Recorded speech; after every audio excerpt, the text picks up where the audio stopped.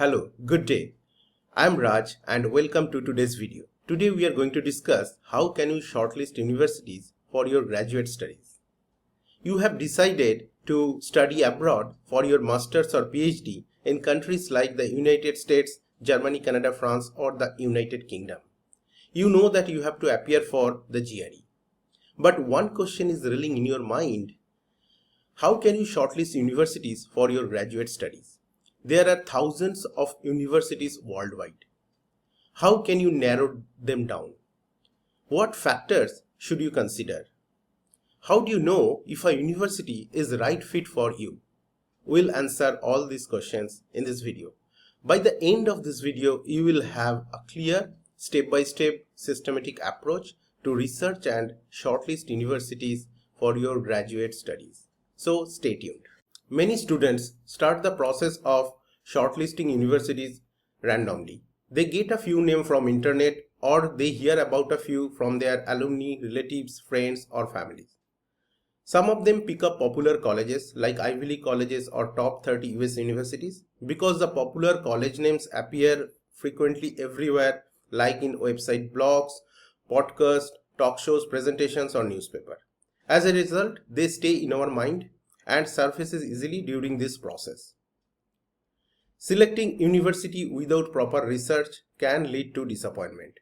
Many students end up applying for highly competitive universities and get rejected everywhere. Some of them who get accepted into top universities often end up in mediocre program and jeopardizing their career. The process of researching and shortlisting university should be strategic. We are going to look into this. But before that, here's a crucial question which haunts many applicants. The question is, when should we start the process of researching and shortlisting universities? The answer is at the very beginning of your GRE preparation. Many students make the mistakes of directly jumping into GRE preparation rather than doing the research and shortlisting of universities first.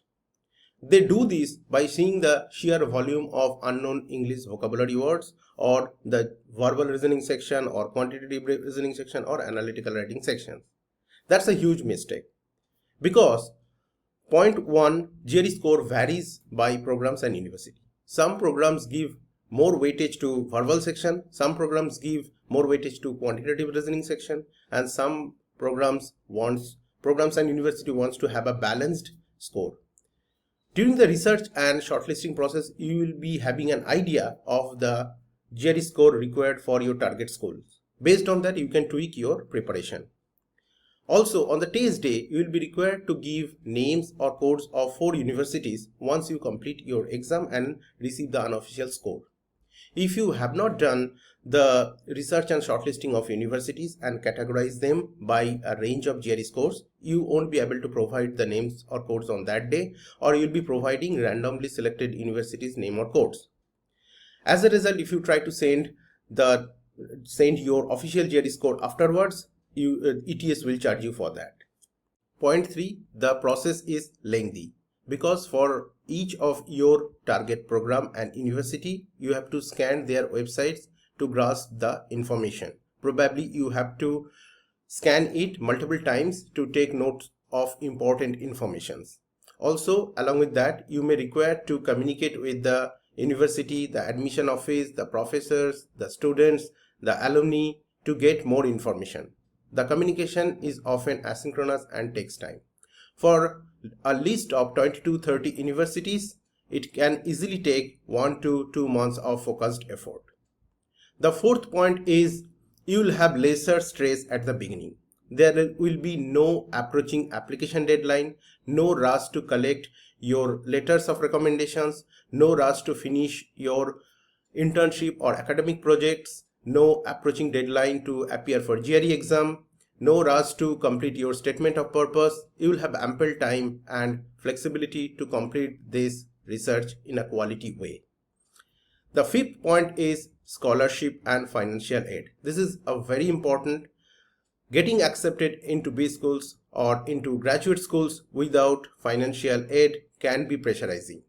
During this research and analysis process, you'll be able to get a lot of information regarding financial aid and scholarship, which often the requirements and deadline often differs from the actual application requirements and deadlines, and that will help you. Now let's jump into the strategic process of researching and shortlisting university. This is a 4-step process. Step 1, define your priorities. Step 2, create an initial list of 20 to 30 universities. Step 3, do in-depth research on those 20 to 30 universities. And final step, once you receive your GRE score, trim down the list to 4 to 8 universities where you are going to apply. Now let's discuss step 1, that is define your priorities. This is the most important step. You can define your priorities based on academic fit, program reputation, career outcomes, country, location, lifestyle, scholarship and financial aid and admission requirements. Regarding academic fit, if you are applying for master's program, check the curriculum structure, specialization offered, if the program provides practical training, internship or industry projects. If you are applying for PhD, check the research areas, new upcoming research project, existing research project, faculty reputation, expertise and ethics, if the faculty is accepting new students or not, etc. Regarding program reputation, check the reputation of the program, not just the overall university reputation. Many top universities often have mediocre programs. Regarding career outcomes, you need to check where the passed out students end up working. How is the relation between university and industry? How about alumni network? Regarding admission requirement, you need to check the requirement for GRE, GPA and paper publication is required or not, language proficiency test, etc. Regarding scholarship and financial aid, this is very important. You need to check what types of scholarship and financial aids are available, what percentage of students are receiving financial aid and what on an average financial aid package amount is. Regarding the country, location, lifestyle, you need to list down the country or set of countries you want to apply and work for. Think about your long-term goal. Do you want to work in that country after you study? If so, what would be the visa policy for international student? What's the job market, etc. For other than country, also location and lifestyle matters. Where the university is it in big city or small town? Do the university has multiple campuses? What about the climate, cost of living, cultural fit, etc. Step 2 is create an initial list of 20 to 30 universities. You can do it by applying filters. The first filter should be country. When you apply a filter like country, it will filter out 70 to 80% universities. From among the remaining universities, you can select 20 to 30 universities by applying filter like QS Higher Education and Times Higher Education rankings and your priorities.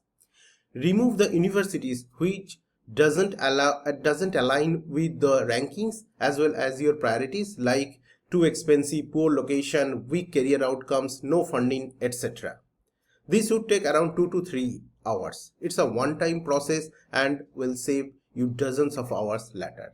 The step 3 is in-depth research of each university of your initial 20 to 30 university list. Here are some areas which we can include in your research: academics, admission, financials, career and supports. In academics, you can research for program curriculum, specializations, faculty research interest, class size, student to faculty ratio, research facilities, duration and flexibility. For admission requirements, deadlines and other important dates. For financials, tuition fees, living costs and other costs, scholarship and financial aid, TA and RA availability. For career outcomes, campus placement, internship and industry projects, alumni network. Support, post-graduation work permit, career counseling, international student office, mental health, residential options. Other than doing research on the mentioned points, you should also reach out and talk to people. Contact university, the admission offices, the professors, current student and alumni. Contact professors to know more about their research, the existing project, upcoming projects, whether they are accepting students into new projects or into upcoming projects. This will show genuine interest from your side and strengthen your relation with the professors. Contact current students to know more about their experience, the culture of the program, workload, funding opportunities, and overall satisfaction. This will give you an unfiltered insights. Also, talk to past students to know more about career outcomes, job placements, industry relation, and internship opportunities.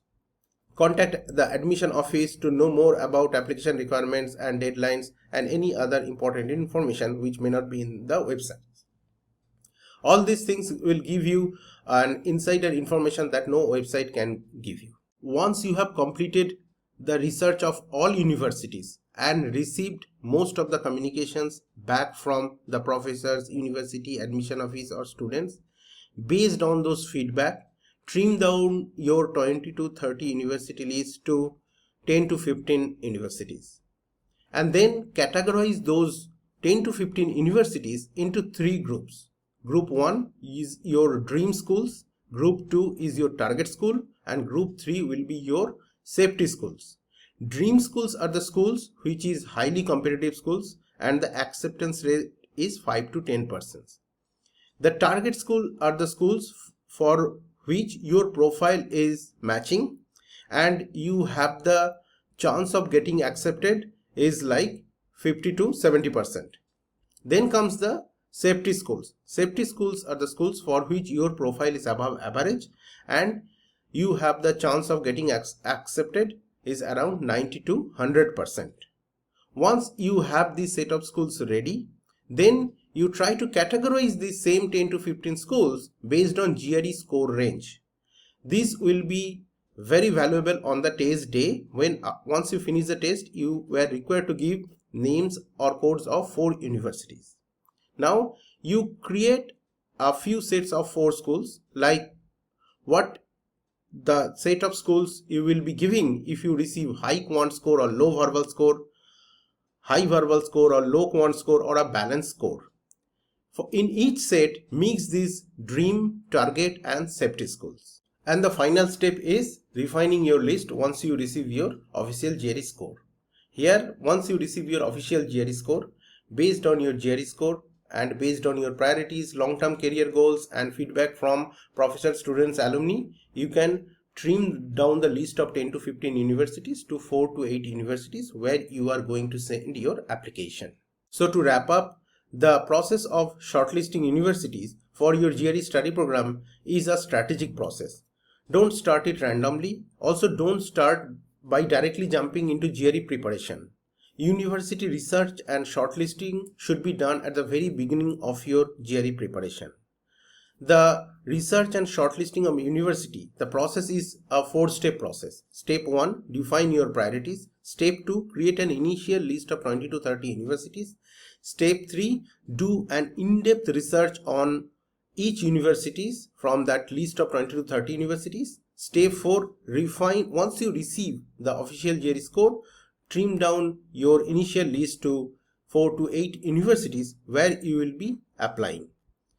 Create a spreadsheet, put all the universities' names and details over there. That way you will be able to compare easily.